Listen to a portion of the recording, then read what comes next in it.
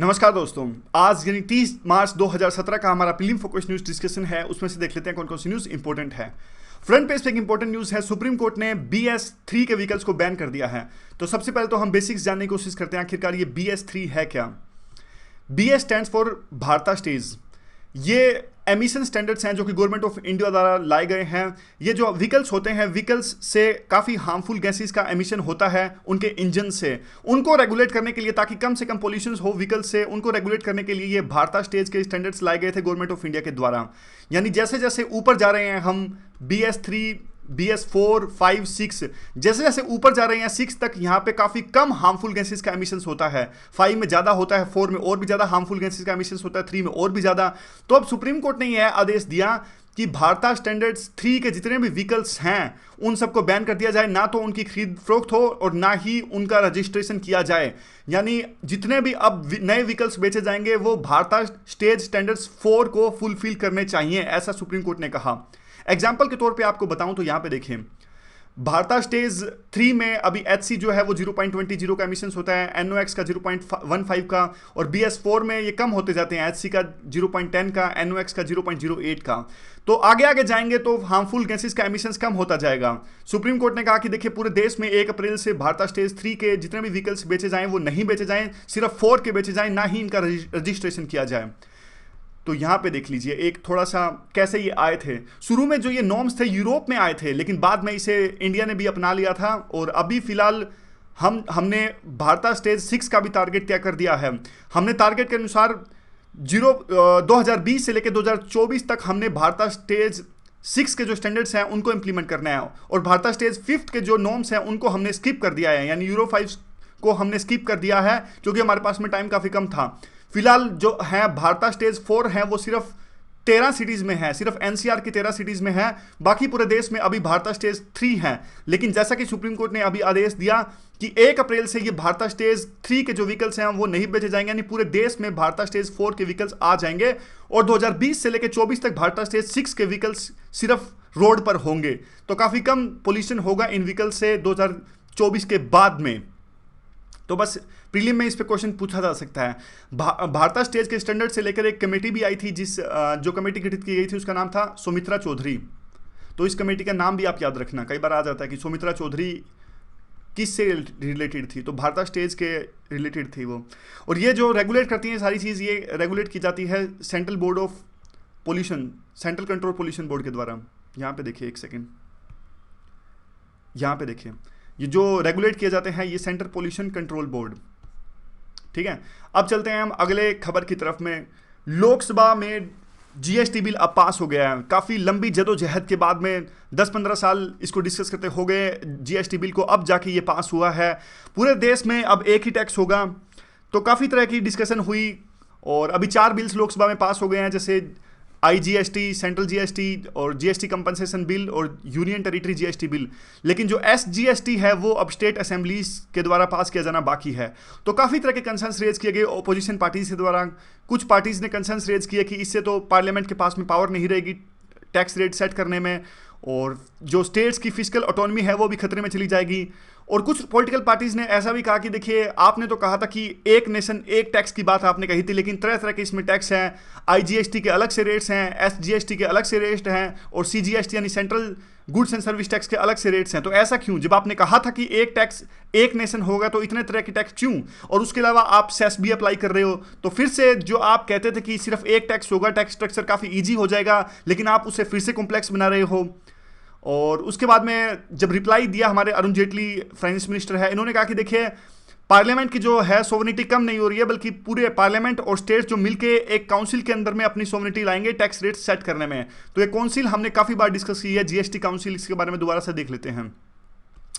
देखिए GST council में कौन कौन होगा। ये फाइनेंस मिनिस्टर होंगे और स्टेट फाइनेंस मिनिस्टर भी होंगे, और उसके अलावा जितने भी स्टेट्स हैं उसके फाइनेंस मिनिस्टर होंगे। पावर्स कितनी होंगी? 1/3 जो वोटिंग पावर है वो सेंट्रल गवर्नमेंट के पास में होगी, 2/3 वोटिंग पावर है वो स्टेट के जो फाइनेंस मिनिस्टर्स हैं उनके पास में होंगी। 50% मेंबर्स प्रेजेंट होंगे, तभी जाके कोरम होगा, तभी जाके कोई डिसीजन लिया जा सकेगा। और हर एक जो डिसीजन है उसको 3/4 मेंबर्स की कंसेंट से पास होना आवश्यक है, ऐसा GST काउंसिल्स में नॉर्म्स हैं। तो ये अब पास हो गया। ये 3rd रीडिंग थी, आपको पता ही होगा कि बिल कैसे पास होता है।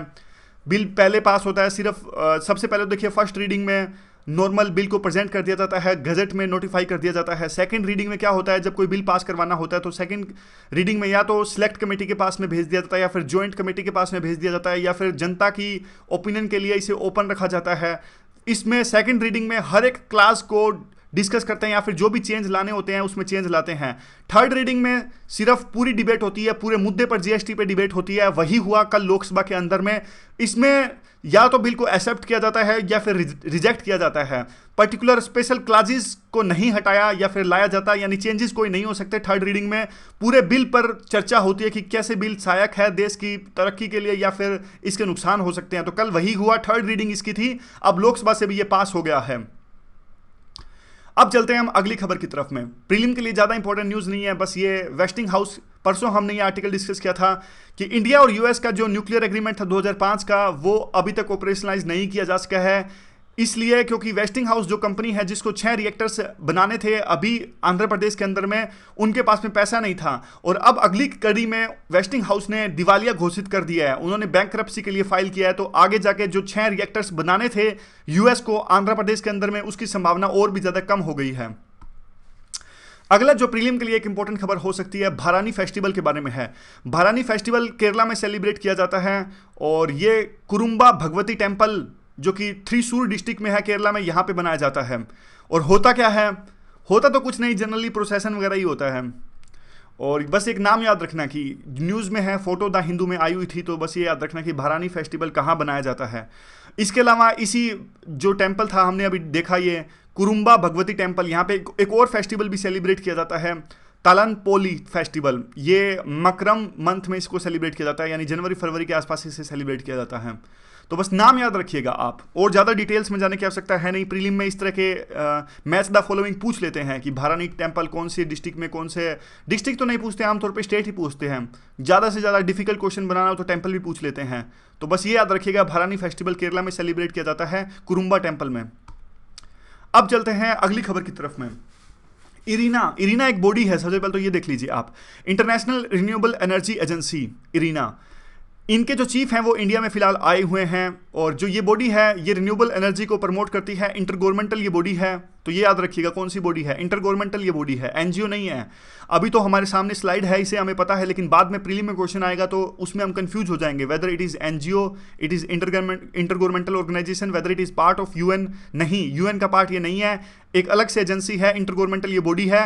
रिन्यूएबल एनर्जी को ये प्रमोट करती है। 2009 में इसे बनाया गया था और आबू धाबी में इसका हेडक्वार्टर है। तो ये सब चीज़ें आप याद रखिएगा इस बॉडी के बारे में, जिसका नाम है इंटरनेशनल रिन्यूएबल एनर्जी एजेंसी। इसके जो चीफ हैं फिलहाल इंडिया में आए हुए हैं। इन्होंने एक स्टेटमेंट दी, इन्होंने कहा कि देखिए, अगर सारे देश चाहते हैं कि 2050 तक यानी 2070 जो भी इनका टारगेट है, 2 डिग्री सेल्सियस जो एवरेज टेम्परेचर है वो ना बढ़े, तो इसके लिए रिन्यूएबल एनर्जी के रिसोर्सेज ज़्यादा से ज़्यादा इंप्लीमेंट करने होंगे सभी देशों की गवर्नमेंट्स को।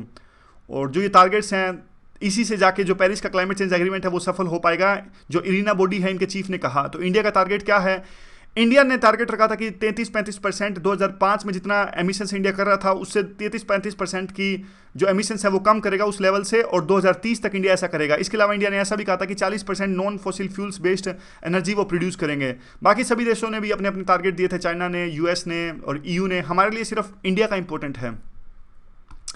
इसके अलावा 1-2 बातें और भी इंपॉर्टेंट है, अगर आप यूज कर सको तो इसे कहीं देखिए, अगर जितने ज़्यादा रिन्यूएबल रिसोर्सेज यूज़ करेंगे, इसी लेवल से अगर करते रहे, तो 2050 तक जो जीडीपी है वर्ल्ड की 0.8% तक बढ़ जाएगी, क्योंकि सारे इक्विपमेंट्स, सोलर पावर से रिलेटेड इक्विपमेंट्स ज़्यादा से ज़्यादा यूज होंगे, तो एम्प्लॉयमेंट ज़्यादा आएगा इन चीज़ों में।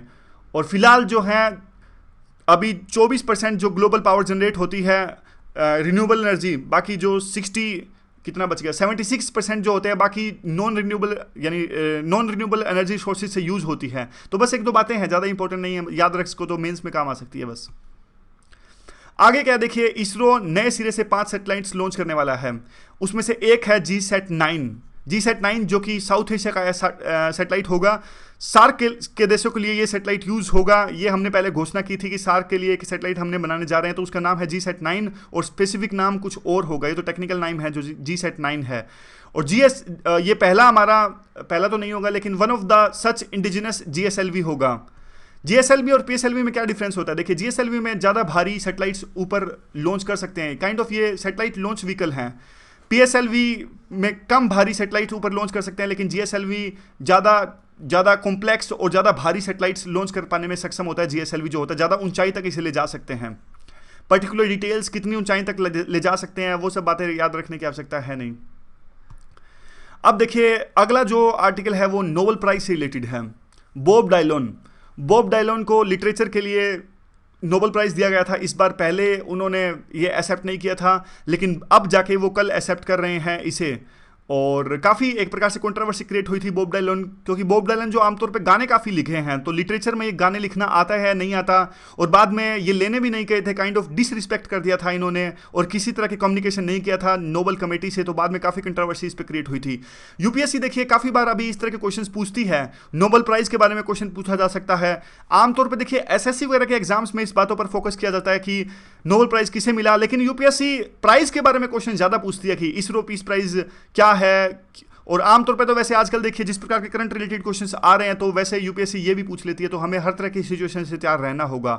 नोबेल प्राइज 1901 में स्टार्ट किया गया था, अल्फ्रेड नोबेल की मेमोरी में ये स्टार्ट किया गया था।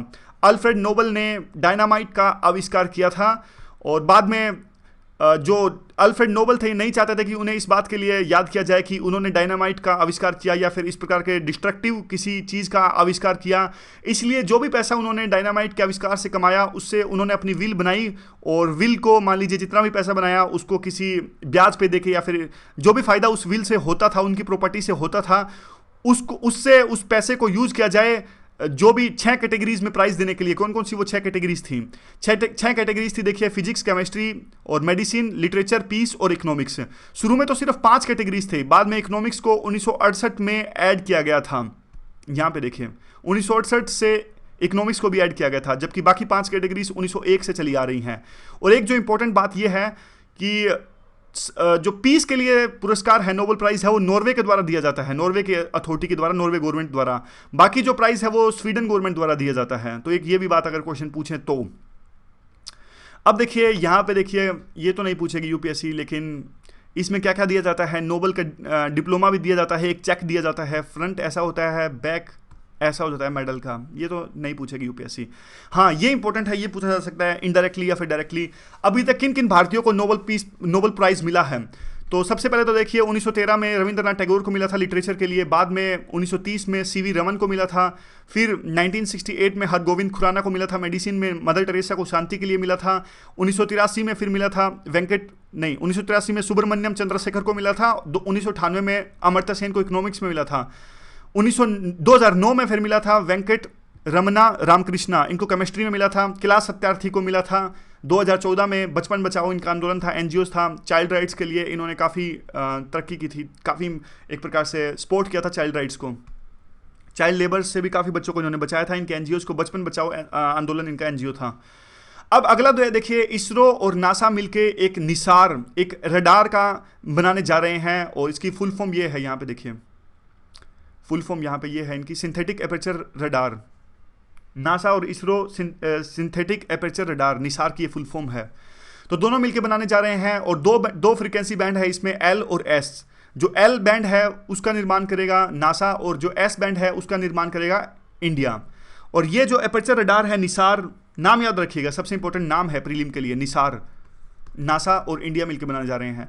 ये देखिए, ये जो रडार है ये काफ़ी चीज़ों में सहायक होगा, फ्लड फोरकास्ट करने में, या फिर ग्लेशियल जो पिघल रहे हैं उनको फोरकास्ट करने में, काफ़ी तरह के ऐसे नेचुरल फेनोमेनन हैं उनको फोरकास्ट करने में यह जो निसार रडार है वो काफ़ी सहायक सिद्ध होगा। अगली जो न्यूज़ है पीआईबी की, ये सारी पीआईबी की हैं, निसार पीआईबी का था, ये भी पीआईबी का है। पीआईबी में देखिए अगली जो न्यूज़ इंपॉर्टेंट है वो एक स्कीम से लेके है, स्कीम का नाम है NERSDS, फुल फॉर्म है north east road sector development scheme. इसमें देखिए जो नॉर्थ ईस्ट में कनेक्टिविटी को इन्हेंस करेगी ये स्कीम NERSDS, और अब इसे देखिए स्कीम को अब नॉर्दर्न ईस्टर्न काउंसिल में ट्रांसफ़र कर दिया गया है, और जो हमारी national highway infrastructure development corporation limited है वो इसमें सहयोग कर रही है स्कीम को इम्प्लीमेंट करने में, जिसमें कनेक्टिविटी को इन्हेंस किया जाएगा हमारे पूरे नॉर्थ ईस्ट रीजन में। अगली जो न्यूज़ है वो है कंपटीशन कमीशन ऑफ इंडिया से रिलेटेड। एक प्रोग्राम ऑर्गेनाइज किया गया था, पीआईबी में ये न्यूज़ है। तो हम ये देख लेते हैं कंपटीशन कमीशन ऑफ इंडिया है क्या। देखिए, एक स्टैच्यूटरी बॉडी है, कंपटीशन एक्ट 2002 के अंतर्गत इसे बनाया गया था। ये कंपनीज में अगर कोई भी एंटी कमीशन प्रैक्टिसेस होती है तो उसको रोकने के लिए, काफ़ी बार क्या होती है कि कंपनीज मान लीजिए इनसाइडर ट्रेडिंग करती हैं या फिर कुछ ऐसी गतिविधियों में संलिप्त पाई जाती हैं जिससे कि कंपटीशन जो है आपस में वो रुकता है। मान लीजिए कंपनीज आपस में किसी तरह का कार्टेल बना लें, यानी ऐसी कोई चीज़ करे जिससे कंपटीशन एनहेंस होने के बजाय कंपटीशन रुक जाए, क्योंकि कंपटीशन हमेशा फायदेमंद साबित होता है देश की तरक्की के लिए। जितना ज़्यादा कंपटीशन होता, हेल्दी कंपटीशन होगा, उतना ज़्यादा अच्छा होता है, उतनी ज़्यादा तरक्की होती है। तो उसको रोकने के लिए, एंटी कंपटीशन एक्टिविटीज़ को रोकने के लिए स्टैच्यूटरी बॉडी का निर्माण किया गया था जिसका नाम है कंपटीशन कमीशन ऑफ इंडिया। बस थोड़ा सा ये याद रखिएगा, कौन सी बॉडी है, स्टैच्यूटरी बॉडी है, किस लिए है वो भी याद रखिएगा। अगली जो पीआईबी की न्यूज़ है वो फेम इंडिया स्कीम से रिलेटेड है। फेम इंडिया स्कीम जो है, इसकी फुल फॉर्म है faster adoption and manufacturing of electric vehicles. ये देखिए, जो ई रिक्शा वगैरह होती हैं, इलेक्ट्रॉनिक जो व्हीकल्स होते हैं, उनको सब्सिडी देने के लिए स्कीम चलाई गई थी, उनको प्रमोट करने के लिए स्कीम चलाई गई थी। 4 इसके फोकस एरियाज हैं: technical development, demand creation, pilot projects and charging infrastructure. तो बस यही याद रखिएगा कौन सी मिनिस्ट्री द्वारा चलाई गई है। Electronic and technological development ministry द्वारा ये चलाई गई है, और दूसरा है किस लिए, ई रिक्शाज के लिए डेवलपमेंट के लिए स्कीम चलाई गई है। अगली पीआईबी की जो इंपॉर्टेंट न्यूज़ थी वो नेशनल चाइल्ड लेबर प्रोजेक्ट से रिलेटेड थी। तो नेशनल चाइल्ड लेबर प्रोजेक्ट है किस लिए, देखिए, इसको चलाया गया था, ये हमारा 1987 में सबसे पहले इसे चलाया गया था, 1987 में। ये किस लिए है, चाइल्ड लेबर को एलिमिनेट करने के लिए ये मेनली है, और भी काफ़ी सारी इसमें चीज़ें हैं ताकि चाइल्ड्स लेबर से जिनको मुक्त करवाया जाता है उनको प्रॉपर स्किल्स प्रोवाइड किया जाए, या फिर जो एडोलसेंट जो हमारे हैं जिनकी उम्र 14 से लेकर 18 साल तक है उनको हैजार्डस ऑक्यूपेशंस में जो हैं, यानी वहाँ पे जो लेबर कर्स हैं, हैजार्डस इंडस्ट्रीज़ में जो लेबर कर रहे हैं वहाँ से भी इनको मुक्ति दिलवाई जाए। इसके अलावा प्रॉपर अवेयरनेस फैलाई जाए इन सब चीज़ों में, ताकि जो बच्चे हैं वो लेबर जैसी एक्टिविटीज़ में ना संलिप्त हों और एजुकेशन की तरफ ज़्यादा ध्यान दें। इसके अलावा जो चाइल्ड लेबर मॉनिटरिंग है और जो ट्रैकिंग सिस्टम है, प्रॉपर इस तरह की जो चाइल्ड लेबर में जो गतिविधियां होती हैं उसकी प्रॉपर रिपोर्टिंग हो, ताकि उसी हिसाब से जो गवर्नमेंट है पॉलिसीज बना सके और चाइल्ड लेबर को रोका जा सके। तो पूरी ये 4 पॉइंट्स जो हैं वो आते हैं नेशनल चाइल्ड लेबर प्रोजेक्ट के अंतर्गत। तो इस डिस्कशन में बस इतना ही। Thank you very much for discussion.